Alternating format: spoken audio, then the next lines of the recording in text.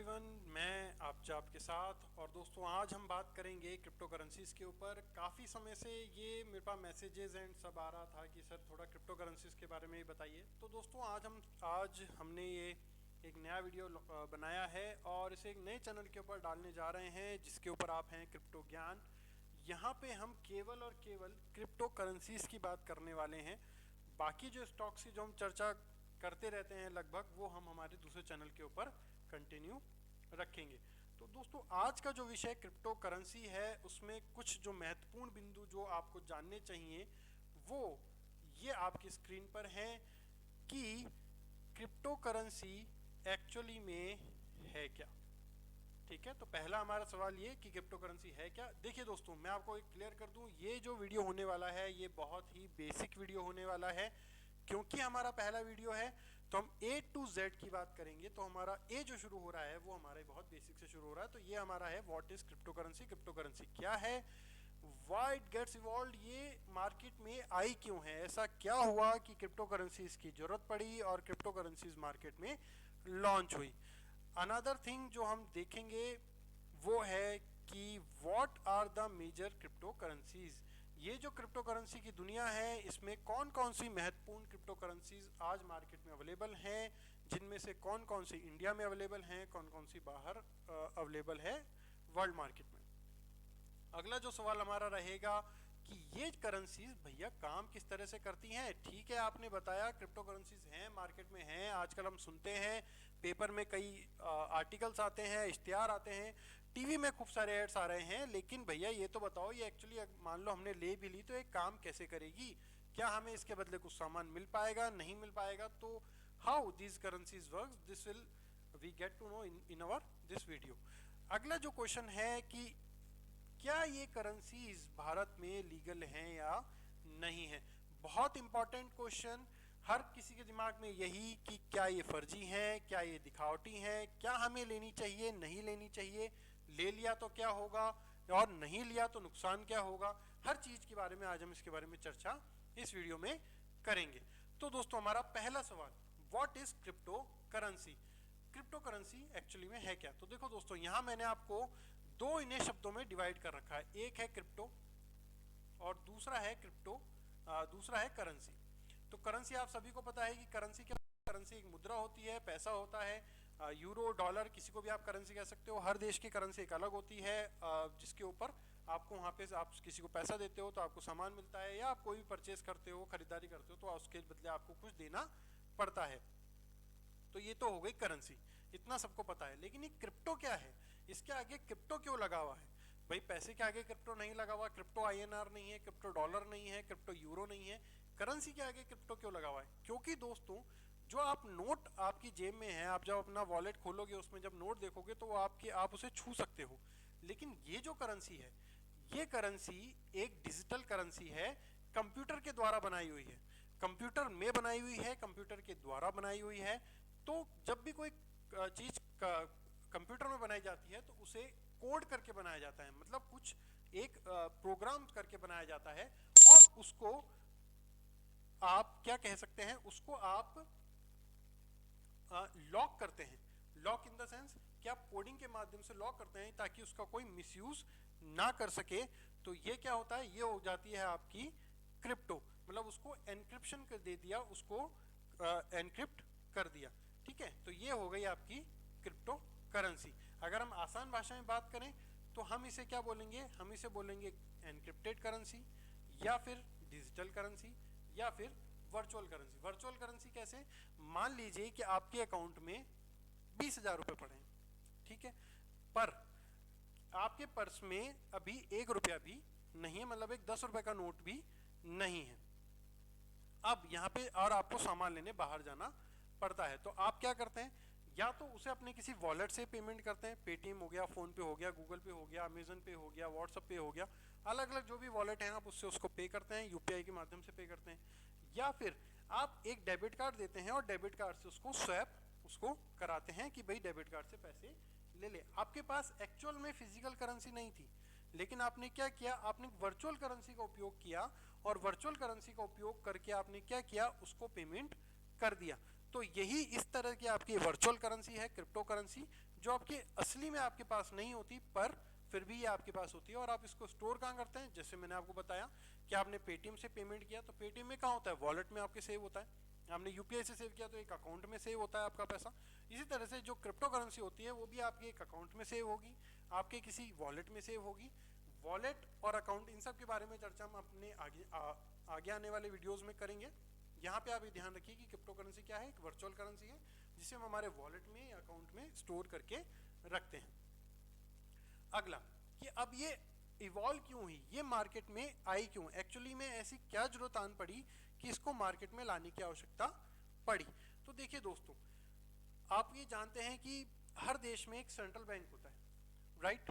Central bank क्या करता है, सेंट्रल बैंक का सबसे जो महत्वपूर्ण काम होता है वो काम होता है पैसा इशू करना, मनी इशू करना, रुपया छापना। हमारे यहाँ कौन करता है, हमारे यहाँ करता है आरबीआई। अगर हम इंडिया की बात करें तो हमारे यहाँ कौन करता है, हमारे यहाँ करता है RBI, reserve bank of India, ठीक है।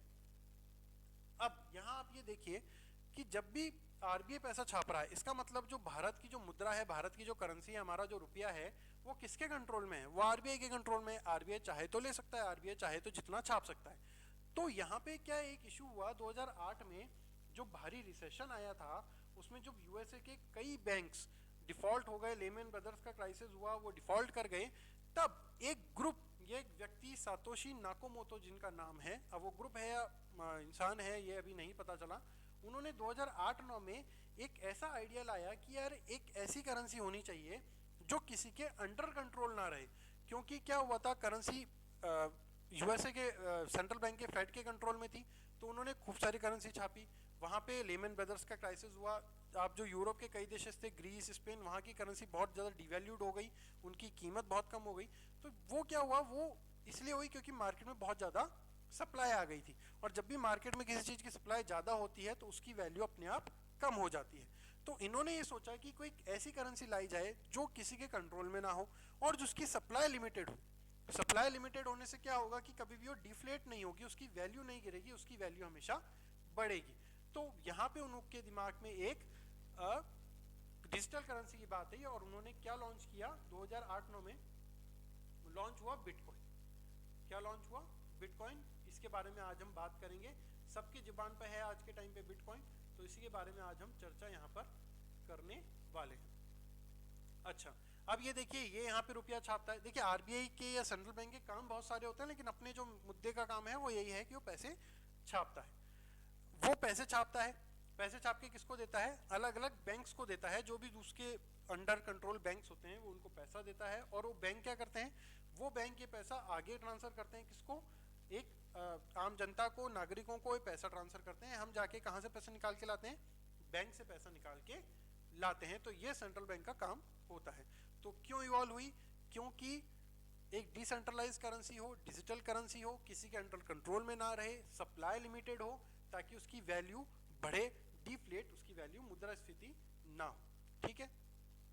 अगला सवाल कि हमारे मेजर क्रिप्टो करेंसीज क्या है, महत्वपूर्ण मेजर क्रिप्टो करेंसीज क्या क्या हैं। तो जैसे मैंने आपको बताई, जो पहली क्रिप्टो करेंसीज थी वो क्या थी, बिटकॉइन थी। या आप हमेशा जानते हैं ये बिटकॉइन का साइन है, ठीक है, दिस इज बिटकॉइन। अब दो तरह की मार्केट में काम होते हैं, एक होता है बिटकॉइन, एक होता है ऑल्ट कॉइन। ऑल्ट कॉइन मतलब अल्टरनेटिव कॉइन। अल्टरनेटिव कॉइन कौन से होते हैं, जो बिटकॉइन के बाद बने। बाद कौन कौन से बने, आप इथेरियम का नाम सुना होगा आपने रिपल का नाम सुना होगा, डॉज कॉइन का नाम काफी फेमस हो रखा है, ठीक है, सेफ मून आपने सुना होगा, फ्लॉकी कॉइन सुना होगा। इस मतलब बिटकॉइन के अलावा जितने भी आज मार्केट में क्रिप्टो करेंसीज मौजूद हैं, डिजिटल करेंसीज मौजूद हैं, वो क्या हैं, वो सारी की सारी आपकी क्रिप्टो करेंसीज हैं या अल्टरनेटिव कॉइन्स हैं।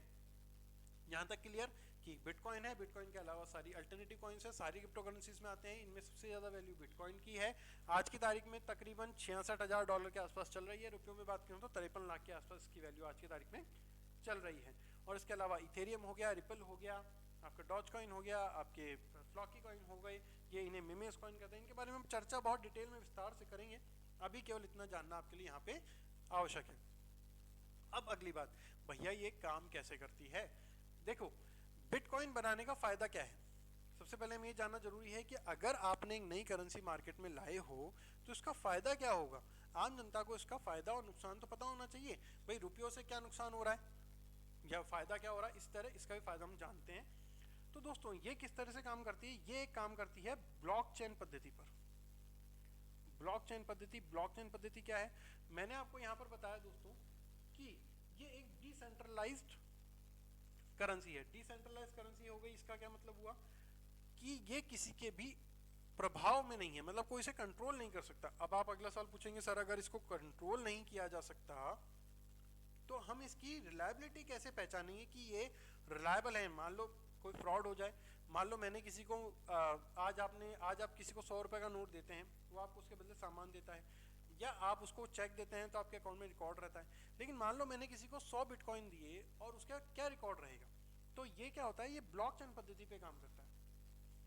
अब सबसे पहले देखिए अपन बेसिक से शुरू करते हैं। तो जब भी कोई करेंसी मार्केट में आती है क्या होती है, वो छपती है, ठीक है, आरबीआई नोट छापता है। लेकिन बिटकॉइन तो डिजिटल करेंसी है तो ये छपेगी तो है नहीं, तो ये क्या होगी, इसका माइनिंग होती है।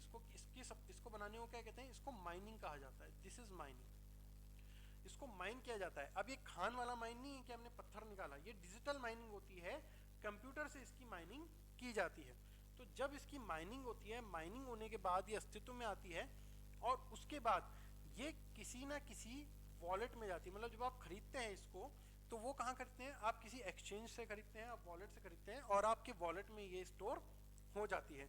अब मान लीजिए आपके पास 100 बिटकॉइन आ गए, लेकिन ये कैसे पता लगेगा कि ये आपके ही 100 बिटकॉइन है या किसी आसपास वाले के नहीं है, पड़ोसी के नहीं है। तो इसमें कुछ डिटेल्स होती हैं। इसको क्या कहा जाता है, इसको हैश कहा जाता है। इसमें क्या होता है, इसमें आपका नाम, ठीक है, आपका एड्रेस वगैरह। अब एड्रेस कौन सा होता है, यह आपके घर का पता नहीं कि 2/340 राजा चौक करोल बाग दिल्ली, ये वाला नहीं होगा। ये क्या होगा, या एड्रेस होगा जो आपके डिजिटल एड्रेस होगा। आपने कई बार डिजिटल एड्रेस देखे होंगे जो की फॉर्म में होते हैं, अलग अलग अक्षर सिंबल्स वगैरह बने होते हैं। तो ये क्या है, ये आपके एक एड्रेस की फॉर्म में होता है और ये आपके यहाँ पर स्टोर होता है, ठीक है। अब अगला क्या होता है, जब भी ये आपके पास आ गया तो ये आपके वॉलेट में है।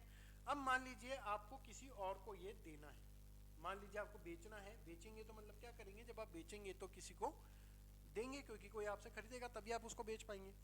तो जब आपको बेचना होता है तो ये सामने वाले के अकाउंट में जब जाता है, जब ये सामने वाले के अकाउंट में जाता है तो ये जो आपकी जो डिटेल्स हैं वो वेरीफाई की जाती है। वेरीफाई कैसे की जाती है, एक नेटवर्क के कारण, एक नेटवर्क से वेरीफाई की जाती है। ये एक कहा जाती है ब्लॉकचेन पद्धति, इसको कहा जाता है ब्लॉक चेन, ठीक है, blockchain technology, this is BCT.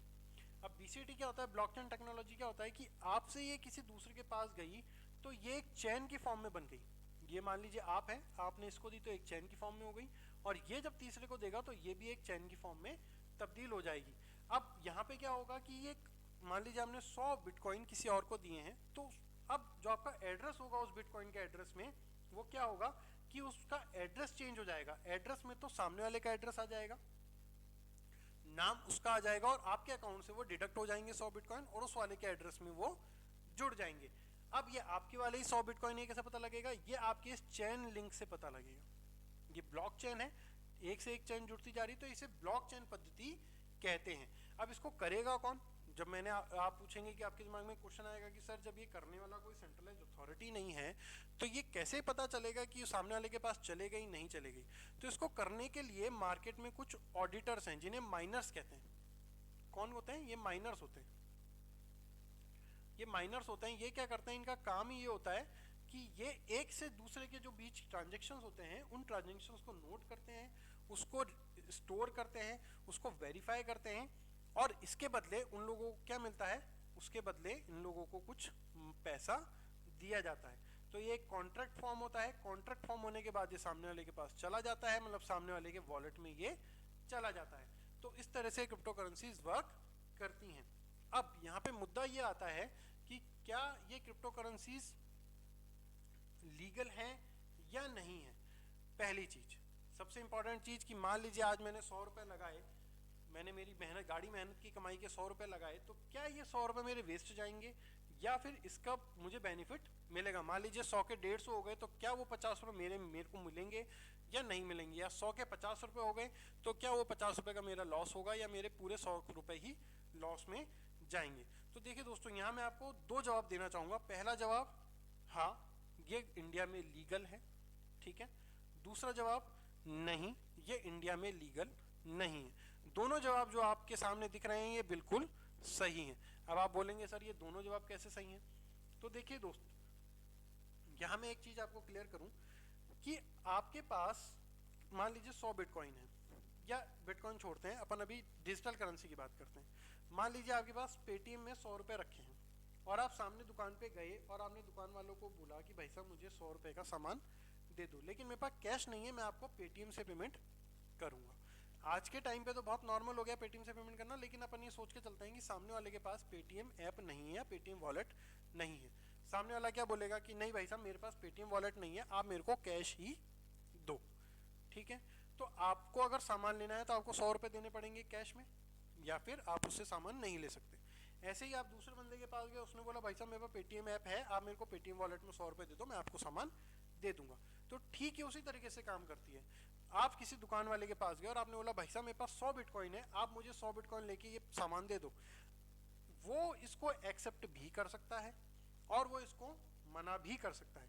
तो अगर उसने एक्सेप्ट किया तो आपका आंसर हो गया यस, क्योंकि ये इंडिया में लीगल तो है, इलीगल नहीं है,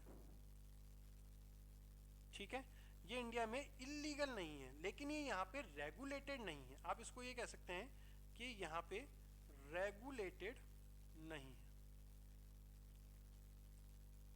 रेगुलेटेड इन द मतलब कि हमारे यहाँ पे आरबीआई है, शेयर मार्केट को कंट्रोल करने के लिए सेबी है, इंश्योरेंस मार्केट को कंट्रोल करने के आईआरडीए है, लेकिन क्रिप्टो करेंसीज मार्केट को रेगुलेट करने के लिए अभी तक कोई भी संस्था भारत में नहीं बनी है।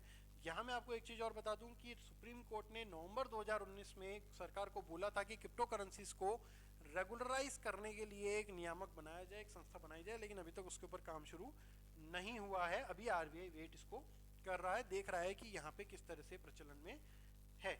तो यहाँ पे क्रिप्टो करेंसी इलीगल नहीं है, लेकिन हाँ आप इसको लेके रख सकते हैं और जो इसको खरीदना चाहता है आप उसको बेच सकते हैं। मान लीजिए आपके पास 100 बिटकॉइन है, 100 रुपये उसकी वैल्यू है और आज की तारीख में उसकी वैल्यू 150 रुपये हो गई।